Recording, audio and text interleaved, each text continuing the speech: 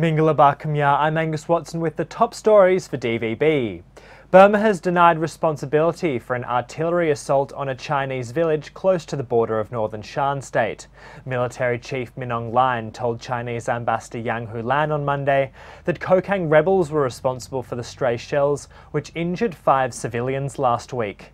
China immediately denounced the attack on its sovereignty, calling on the Burmese government to ensure security in the Kokang region, which straddles the neighbouring countries.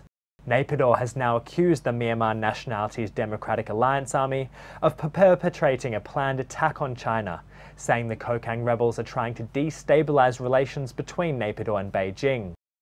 Forsaken by the National League for Democracy, former member Htin Lin Oo appeared in a Sagaing Division court on Tuesday, when the presiding judge heard the final arguments from both prosecution and defence attorneys.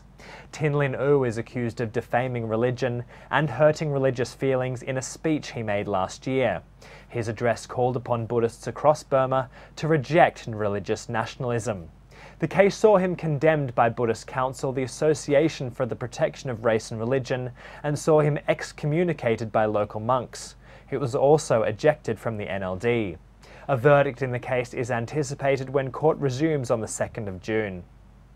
Burma's government says it is not to blame for the fate of trafficked Rohingya migrants trapped at sea. On Monday, Information Minister Htut claimed the desperate situation is the result of an unchecked regional smuggling problem. His comments came during a meeting in Rangoon with foreign diplomats, including European Ambassador Roland Kobia. Relief agencies fear that as many as 8,000 trafficked men, women and children remain trapped aboard the boats, many still in the Bay of Bengal off the coast of western Burma. First of all, the government of Burma is responsible for creating conditions that are compelling people to leave Arakan state.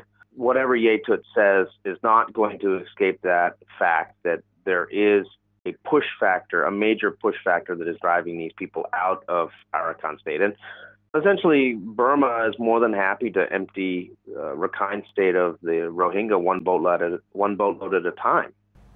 It's a frosty Burmese photography exhibition like no other. Htut, a member of the Myanmar Photographic Society, has just returned from a successful mission to climb 3 of the country's highest peaks. The photographer spent 6 days high in the Kachin foothills of the Himalayas, where he climbed Mount Pongkan, Mount Pongyen and Mount Ponggram, each over 10,000 feet tall.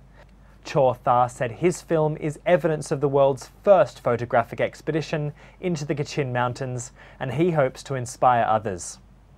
You can find more on all of today's stories at dvb.no. Bye for now.